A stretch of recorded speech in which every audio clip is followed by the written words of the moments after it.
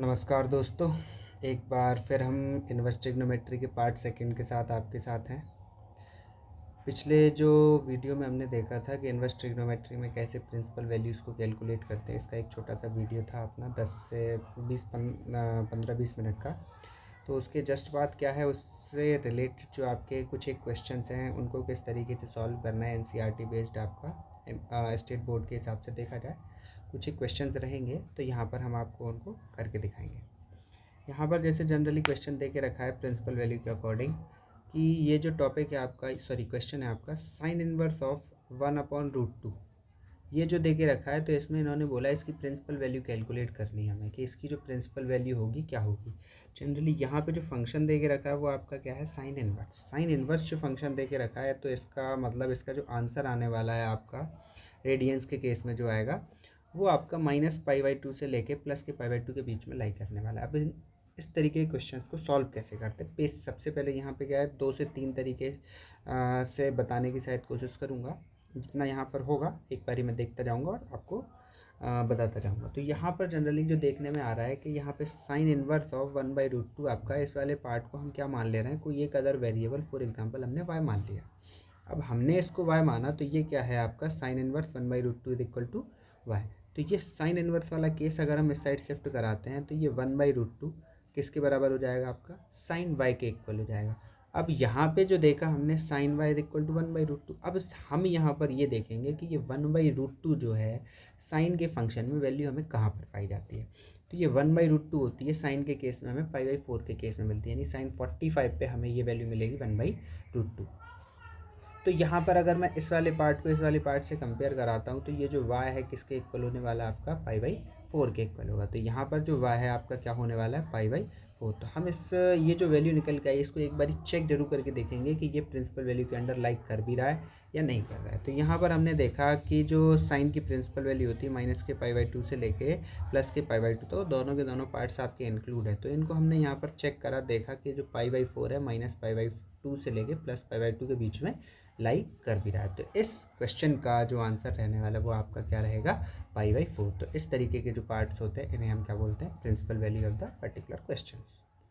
इसके बाद इसी क्वेश्चन के लिए एक और जो छोटा सा पार्ट है आपका जनरली करते हैं, जैसे कि जो बोर्ड्स में अगर ये मान के चलो 1 से 2 नंबर का अगर क्वेश्चन, 1-2 नंबर का अगर क्वेश्चन आ रहा है तो उसको किस तरीके से डायरेक्ट निपटाना है हमें। ये जो फंक्शन देख रखा है साइन इनवर्स 1/√2, तो ये 1/√2 जैसे कि हमने वहाँ पर अलग से निकाल के रखा था, यहाँ पर हम डायरेक्ट रखने वाले हैं। 1/√2 को साइन π/4 हमने रख दिया क्योंकि हमें वैल्यू ये पता भी है डायरेक्ट।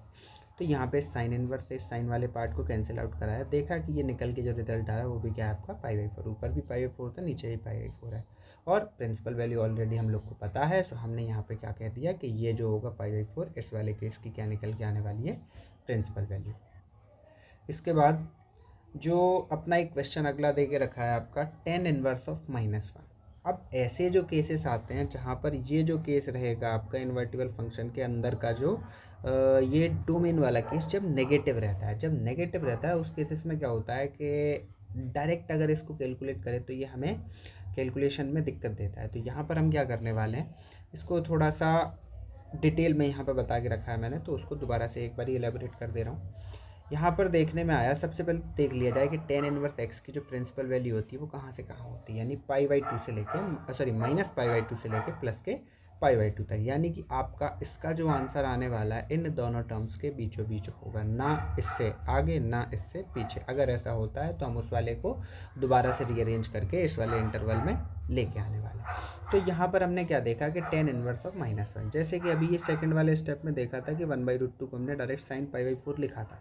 तो ऐसे ही सेम इसी वाले जनरली करा क्या इसी तरीके से जाते हैं। वो जो ऊपर वाला केस था उसको हमने जो बेसिक मेथड से करा था, जनरली वैसे ना करके हम इसको इन्हीं वाले मेथड से सारे क्वेश्चंस को सॉल्व करेंगे। देन tan इनवर्स -1 को हमने क्या लिख दिया, tan इनवर्स आपका एज इट इज माइनस आपका एज इट इज। इस 1 को tan के केस में देखा जाए तो वैल्यू जो मिलती है आपको क्या मिलती है, tan π/4 पे मिलती है। अब आपका जनरली 11th क्लास में कुछ एक जो आइडेंटिटीज़ दे के रखी हैं, जैसे कि ये है आपका माइनस, अगर मैं π/4 को कह दूं कि ये थीटा है तो ये -tan थीटा।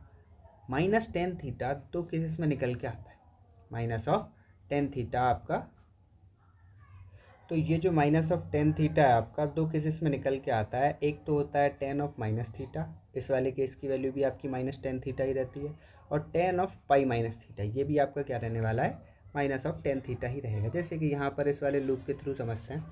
जैसे कि अगर बोला जाए ten of minus theta, theta वाला जो केस है आपका एक्यूट एंगल रहता है, अगर माइनस में लेके जा रहे हैं तो ये कैसा आपका क्लॉकवाइज घूमेगा। तो ये थीटा अगर एक्यूट एंगल है और ये जीरो से क्लॉकवाइज घूमेगा तो ये कौन से क्वाड्रेंट में आने वाला है, फोर्थ क्वाड्रेंट में। फोर्थ क्वाड्रेंट में जो टेंजेंशियल फंक्शन होता है उसकी जो वैल्यू निकल के आती है कैसी होती है, नेगेटिव होती है। तो टेन ऑफ माइनस थीटा आपका क्या हो जाएगा, माइनस का टेन थीटा। वहीं दूसरा केस जो है tan of pi minus theta, इस वाले केस की value minus of tan theta ही रहती है। इसको कैसे देखा जाए, जब कभी भी पाई के किसी भी इंटीग्रल मल्टीपल में से किसी एक्यूट एंगल को माइनस कराते हैं तब जाके फंक्शन में आपका कहीं कोई चेंज नहीं आता। तो जैसे ten of pi minus theta वो आपको टेन थीटा ही देगा, बट ये पॉजिटिव होगा नेगेटिव होगा, ये डिपेंड इस पर करेगा कि ये वाला जो पार्ट है कौन से क्वाड्रेंट में जाने वाला है। तो यहाँ पर देखा जाए ten of pi minus theta, तो अगर टेन वाले पार्ट की बात करी जाए, पाई माइनस थीटा देख रहे हैं तो होगा तो इसका रिजल्ट तो आपका टेन थीटा ही आने वाला है। लेकिन यहाँ से देखा जाए तो ये पाई माइनस थीटा, तो पाई में से जब एक्यूट एंगल को माइनस करेंगे तो कौन सा होगा आपका, सेकंड वाला क्वाड्रेंट रहेगा। और सेकंड क्वाड्रेंट में जो टेंजेंशियल फंक्शन होता है जनरली हम लोग पढ़ चुके हैं अपने 11th क्लास में, तो वहाँ पर सेकंड क्वाड्रेंट में जो टेन फंक्शन होगा वो आपका नेगेटिव में रहेगा। तो ten of pi minus theta किसके बराबर हो जाएगा, माइनस ऑफ टेन थीटा। तो इन्हीं दोनों पार्ट्स के अकॉर्डिंग हम इसको ओपन करते हैं। तो ये जो टेन ऑफ माइनस थीटा है इसको हमने माइनस ऑफ टेन थीटा जो है इसको हमने क्या लिखा, टेन ऑफ माइनस थीटा। तो ये थीटा अपना यहाँ पर क्या है, पाई बाई फोर। तो इस वाले केस को क्या लिखा हमने, टेन इनवर्स आपका as it is tan of minus theta, यानी minus of tan pi by four वाले केस को टेन ऑफ माइनस का पाई बाई फोर लिख सकते हैं। दूसरे केस में ऐसे ही यहाँ पर जो दे के रखा है हमें ये जो टेन पाई माइनस थीटा इसके अकॉर्डिंग देखा जाए टेन इनवर्स क्वेश्चन के अकॉर्डिंग था। बाकी इस वाले केस को कैसे लिखा, ten of pi minus theta की जगह पे क्या हो जाएगा आपका पाई बाई फोर। अब इन दोनों को कैलकुलेट कराते हैं। इस टेन से ये टेन कैंसिल आउट होगा तो हमें क्या देने वाला है, ये माइनस का पाई बाई फोर। इस टेन से ये टेन इनवर्स खत्म होगा तो ये pi minus pi by four, यानी क्या आने वाला है, थ्री पाई बाई फोर। तो अब अपने पास इस क्वेश्चन की दो वैल्यूज हैं, एक तो माइनस का पाई बाई फोर, दूसरा थ्री पाई बाई फोर। अब देखा ये जाए इनमें से कौन सी वैल्यू आपकी प्रिंसिपल वैल्यू के अंडर लाई कर रही है, कौन सी नहीं कर रही है। अगर हम बात करें थ्री पाई बाई फोर की, थ्री पाई बाई फोर का एक्चुअल मीनिंग होता है 45 इंटू थ्री, यानी अराउंड आपका 135 degree. 135 degree pi by two से आपका आउट हो रहा है, तो हम इस वाले पार्ट को एज इसकी जो प्रिंसिपल वैल्यू होगी काउंट नहीं करेंगे। फिर हम बात करते हैं माइनस के पाई बाई फोर की, तो माइनस पाई बाई फोर आपका माइनस पाई बाई टू से लेके प्लस पाई बाई टू के बीच की एक जो इंटरमीडिएट वैल्यू है। तो इसका जो आंसर हो जाएगा, जो आपका ये क्वेश्चन रहा, इसकी वैल्यू होने वाली है आपकी minus of pi by. Same ऐसे ही इसका अगला एक जो क्वेश्चन है, cos inverse of minus one by root two, जैसे कि हमने ऊपर वाले क्वेश्चन को करा था, यहाँ पर भी इसको ट्राई करने की कोशिश करते हैं। तो यहाँ पर कॉस इनवर्स को एज इट इज़ लिखा है, माइनस आपका एज इट इज़ है वन बाई रूट टू, जो कॉस के केस में हमें वैल्यू मिलती है कॉस पाई बाई फोर पे मिलती है। तो अब अपने पास क्या है, माइनस ऑफ कॉस थीटा। यहाँ पाई बाई फोर वाले पार्ट को हम क्या कह सकते हैं, थीटा कह सकते हैं। तो माइनस ऑफ कॉस थीटा आने का यहाँ पर क्या है, एक जनरली आइडेंटिटी होती है माइनस ऑफ कॉस थीटा। कैसे आया होगा ये, अगर जैसे हमने टेन वाले केस में देखा था कि अगर थीटा को डायरेक्ट माइनस रखे तो क्या आ सकता है, तो हम जैसे यहाँ पे पहले आइडेंटिटी पढ़ चुके हैं, कॉस ऑफ माइनस थीटा आपका प्लस में कॉस थीटा रहता है। तो इसके अकॉर्डिंग तो हम यहाँ पर जा नहीं सकते, क्यों, क्योंकि हमें रिजल्ट जो चाहिए वो नेगेटिव में, और इसके अकॉर्डिंग हमें रिजल्ट पॉजिटिव में मिल रहा है। तो ये वाला केस आपका कैसा रहने वाला है, इस वाली आइडेंटिटी को हम यूज़ नहीं करेंगे। अगले केस में देखा जाए, ये माइनस ऑफ कॉस थीटा जो होता है वो आपका कॉस पाई माइनस थीटा और कॉस पाई प्लस थीटा के केस में निकल के आता है। यहाँ पर एक और मैं आइडेंटिटी लिख दे रहा हूँ आपके लिए, कॉस पाई प्लस थीटा, ये केस भी है आपको माइनस का कॉस थीटा ही देगा। जैसे कि अभी अब मैंने बताया था आपको कि कोई भी ट्रिग्नोमेट्रिक फंक्शन है, पाई या फिर पाई के किसी भी इंटीग्रल मल्टीपल के साथ थीटा को प्लस माइनस कराते हैं तो उस केस में फंक्शन में कोई चेंज नहीं आता, बस वो डिपेंड उसमें उसके प्लस माइनस में चेंज आएगा। वो डिपेंड इस पे करेगा कि जो इनिशियल फंक्शन है वो आपका इस पाई में प्लस माइनस कराने के बाद वो कौन से क्वाड्रेंट में लाई करने वाला है, फिर ये फंक्शन जो है उस क्वाड्रेंट में किस तरीके का साइन देगा, पॉजिटिव देगा या नेगेटिव देगा। तो यहाँ पर जो हमने देखा कॉस माइनस थीटा, ये वाला केस तो हमारा रॉन्ग हो ही चुका है। अगले केस में इसको चेक करके देखते हैं।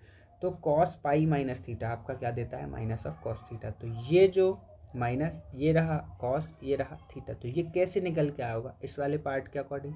तो यहाँ पे थीटा अपने पास क्या है, π/4। तो हम इस पूरे के पूरे केस को हम क्या लिख सकते हैं, cos of pi minus of π/4। अब जैसे कि यहाँ पर अगर मैं आपको सेम उसी तरीके का एक सर्कल बना के दिखाऊँ, ये आपके हो गए इस सर्कल में 4 क्वाड्रेंट। तो यहाँ पर क्या रहने वाला है, पाई रहेगा। तो पाई माइनस π/4, पाई में से π/4 यानी जो एक्यूट एंगल है माइनस कराएंगे, कौन से क्वाड्रेंट में आने वाला है, सेकंड क्वाड्रेंट में। सेकंड क्वाड्रेंट में हम लोग को पता है कि कॉस आपका कैसा रहता है, नेगेटिव रहता है। तो इसलिए कॉस ऑफ पाई माइनस π/4 आपका माइनस ऑफ कॉस π/4 के बराबर रहने वाला है। अब इस वाले पार्ट को आगे कैलकुलेट करें तो cos inverse cos pi minus π/4, तो इस कॉस से cos inverse cancel out, pi minus π/4 क्या हो जाएगा आपका 3π/4। जैसा कि हम लोग को पता भी है कि जो कॉस इनवर्स की एक्स की जो प्रिंसिपल वैल्यू होती है वो 0 से लेके पाई दोनों के दोनों आपके इंक्लूडेड पार्ट रहते हैं। तो यहाँ पर अगर हम बात करें इस किसकी 3π/4 की, तो ये जो पार्ट है आपका 0 से लेके पाई के बीच में लाई कर रहा है। 0 मतलब 0 डिग्री, पाई मतलब 180 डिग्री, और 3π/4 का मतलब होता है 135 डिग्री। तो यहाँ पर ये जो 3π/4 है 0 से पाई के बीच में लाई भी कर रहा है। तो ये वाला पार्ट जो होगा इसका क्या हो जाएगा, इसकी प्रिंसिपल वैल्यू आपकी निकल के आने वाली है 3π/4। तो ऊपर के ये जो जितने भी क्वेश्चन थे वहाँ पर क्या था, इंडिविजुअल फंक्शन दे के रखा था। अब ये जो क्वेश्चन है अपने पास, इसमें क्या है, 2 से 3 फंक्शंस को कंबाइंड प्लस माइनस के फॉर्म में दे के रखा है। इसमें क्वेश्चन बड़ा देख के डरने की ज़रूरत नहीं है, चीज़ें वही हैं, बस वही है कि जैसे वहाँ पर हमने 2 क्वेश्चन 3 अलग अलग लगाए, वहाँ यहाँ पर उन्हीं 3 क्वेश्चन को एक साथ जो भी रिजल्ट निकल के आ रहा है उनको यहाँ इन साइन के अकॉर्डिंग प्लस या माइनस जो भी हो रहा हो हमें बस लास्ट में वो कर देना है। तो यहाँ पर थोड़ा सा हम डायरेक्ट जाएंगे, जैसे tan inverse 1 plus cos inverse -1/2 plus sine inverse -1/2। तो यहाँ पर डायरेक्ट वैल्यूज़ को लिख ले रहा है। Tan inverse as it is 1 जो होता है टेन के केस में 10π/4 रहता है, plus cos inverse as it is minus of 1/2 को हम लोग, ये जो 1/2 एक्चुअल में क्या है, π/3 पे जो वैल्यू मिलती है, तो ये क्या है, माइनस का कॉस π/3 को, माइनस कॉस π/3 को हम क्या लिख सकते हैं, कॉस ऑफ पाई माइनस π/3।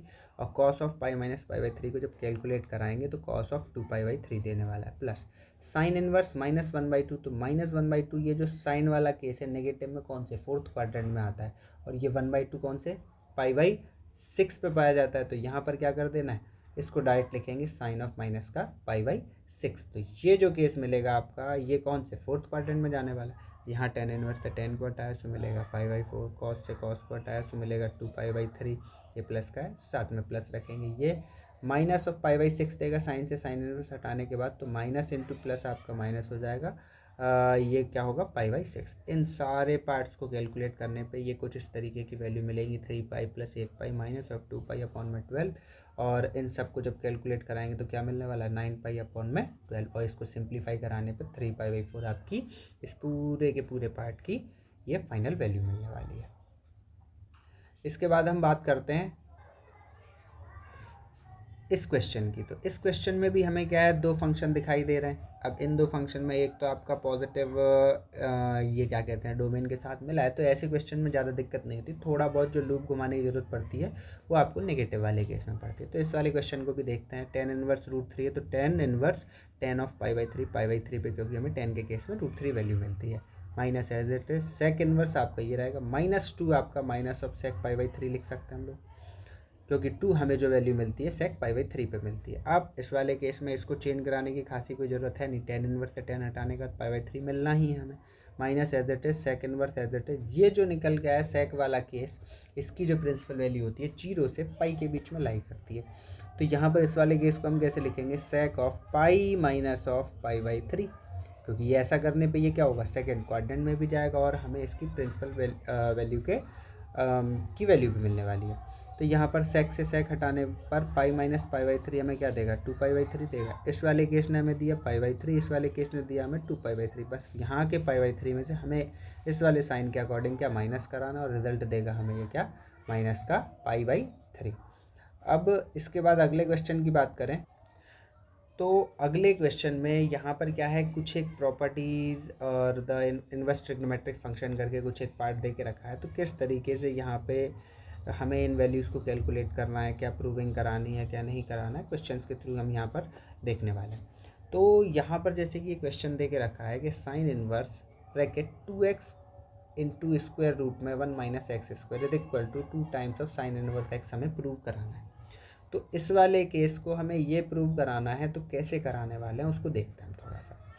तो जब कभी भी ऐसे केस मिले हमें, तो ये बाहर है साइन इनवर्स, तो हमें ऐसे केस में ये जो वैल्यू दे के रखी हैं, सॉरी ये एक्स वाले टर्म में वेरिएबल्स दे के रखे हैं, तो इन वेरिएबल्स को कुछ इस तरीके से हमें अज्यूम करना है कि एट लास्ट में इन सबको जब कैलकुलेट करें तो बाहर हमें क्या मिले, साइन का केस मिले, जिस साइन से ये साइन इनवर्स कट जाए। अगर यहाँ पर 10 होता तो हमें यहाँ पर कुछ ऐसी वैल्यू अज्यूम करनी पड़ती है एक्स की कि उसको कैलकुलेट कराने पर हमें अंदर क्या मिलता है, 10 वाला केस मिलता है, जिस 10 से उस 10 इनवर्स को हम लोग कैंसिल आउट करा पाते।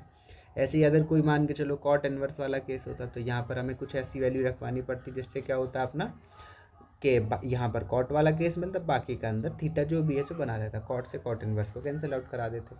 तो यहाँ पर हमें क्या देखना है, कुछ ऐसा अज्यूम करना है। यहाँ पर ये गिवन केस भी है कि एक्स जो है 1/√2 से सॉरी -1/√2 से 1/√2 के बीच में लाई भी कर रहा है। तो इन वैल्यूज़ के बिहाफ पे भी हम थोड़ा सा समझ सकते हैं, क्योंकि ये जो वैल्यूज़ हैं आपकी क्या है, 1/√2 वाले केस की बात करें तो जनरली ये क्या साइन और कॉस में ही दिखाई देती हैं। तो यहाँ पर हमें क्या करना है, सबसे पहले हम देखेंगे, सिंपल सा बेसिक सा क्वेश्चन है, कुछ नहीं करना है, एक वैल्यू उठा के अज्यूम कर लेनी है।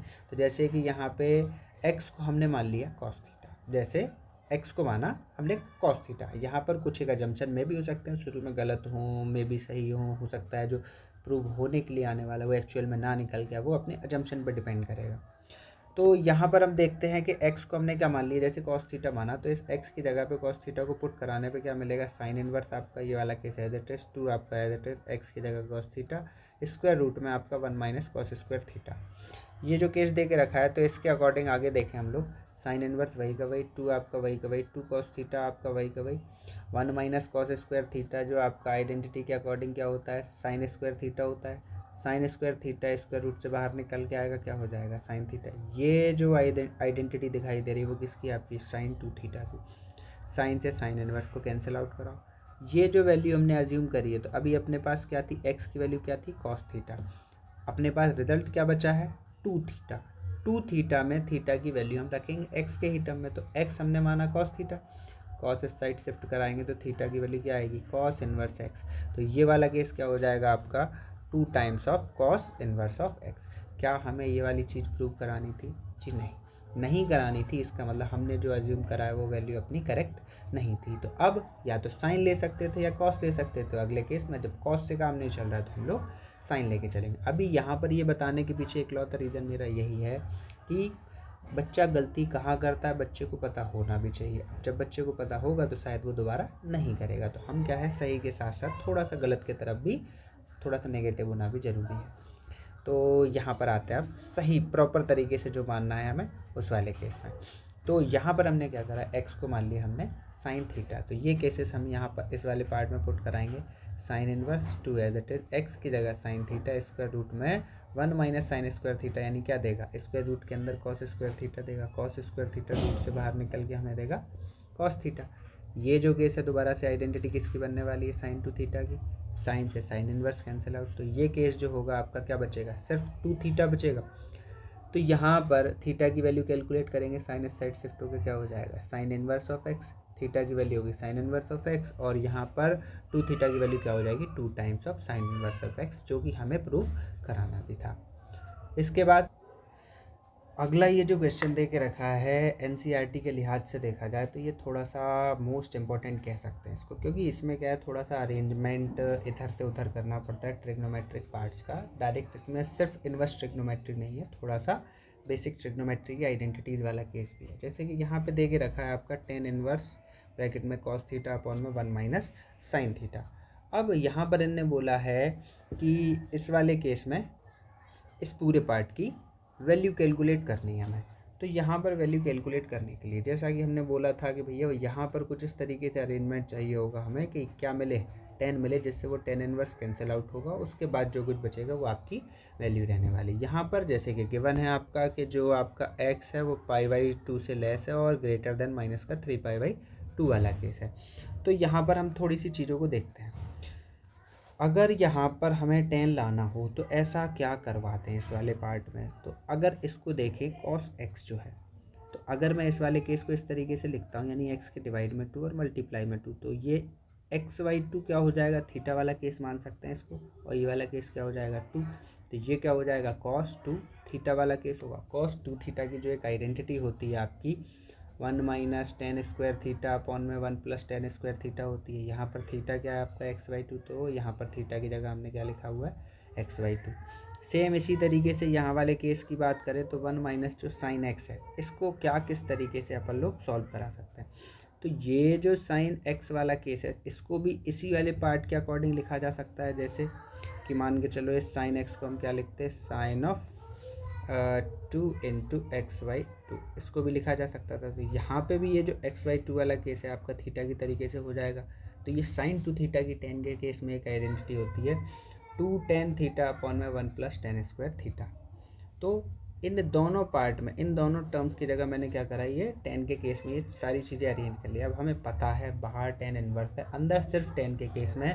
तो अब जो रिजल्ट आएगा कहीं ना कहीं आपका टेन के ही केस में निकल के आने वाला। अब इसको सिंप्लीफाई करने पे हमें ये टर्म समझ में आएंगे। तो जैसे ये न्यूमिनेटर वाला केस है उसको एज इट इज रखा है हमने, यहाँ वाले केस को सिंप्लीफाई कराते हैं तो 1 plus tan square x Y two case जब 1 से मल्टीप्लाई होगा तो क्या हो जाएगा 1 plus tan square x Y two, और minus of 2 tan x Y two वाला केस रहेगा, अपॉन में आपका 1 plus x square tan square x Y two रहेगा। ये जो ऊपर वाला केस है इसका डिनोमिनेटर, नीचे वाला केस है इसका भी डिनोमिनेटर, दोनों के दोनों सेम है। तो इनको क्या करा दिया हमने, कैंसिल आउट। तो फिर रिजल्ट क्या मिल रहा है 1 minus tan square x Y two, और ये केस है 1 plus tan square x Y two minus of 2 tan x Y two. तो ये एक आइडेंटिटी हो रही है आपकी a square minus a minus b का होल स्क्वायर वाला केस। तो यहाँ पर इसको हमने अरेंज कैसे करा है 1 minus of tan x Y two का होल स्क्वायर। अब इस वाले केस में आगे हम बढ़ते हैं। तो ये अगर 1 पे मैं स्क्वायर लगा दूँ, 1 पे लगाया स्क्वायर, तो ये a square minus b square वाला एल्जेब्रिक वाला केस है।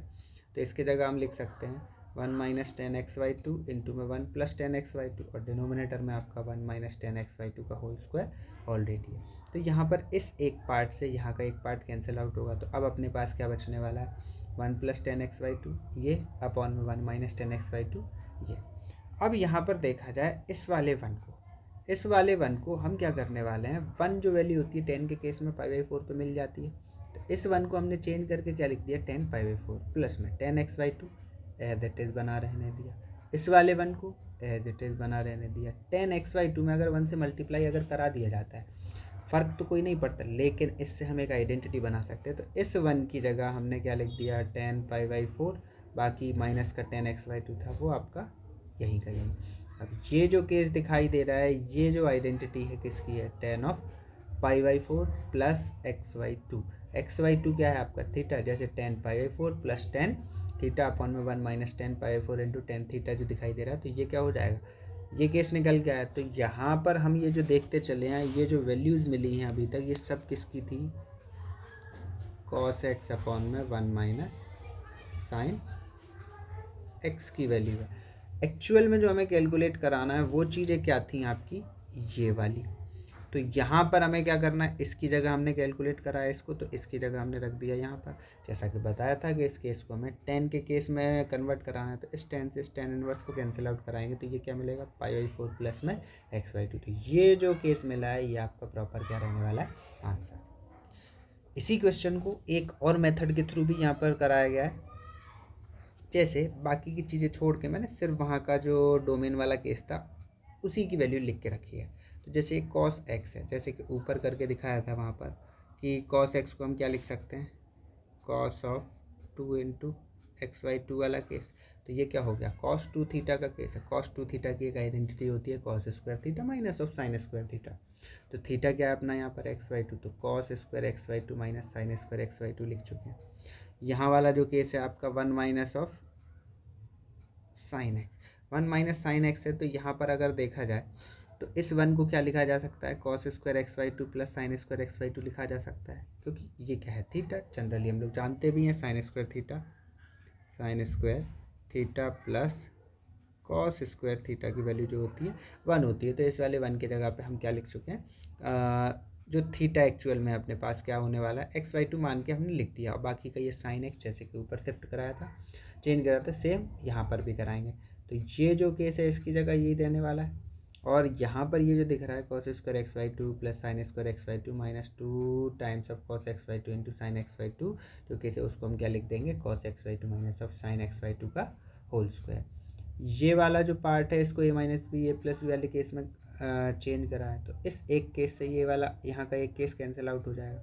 अब अपने पास बचा है cos x by two plus sine x by two upon में cos x by two minus of sine x by two. ये जो केस है यहाँ से कॉस कॉमन, यहाँ से भी कॉस कॉमन, तो कॉस कॉमन लेने के बाद क्या हो जाएगा, ये केस बचाएगा 1, ये केस बचाएगा टेन एक्स बाई टू, ये केस बचाएगा 1, ये केस बचाएगा minus of tan x by to.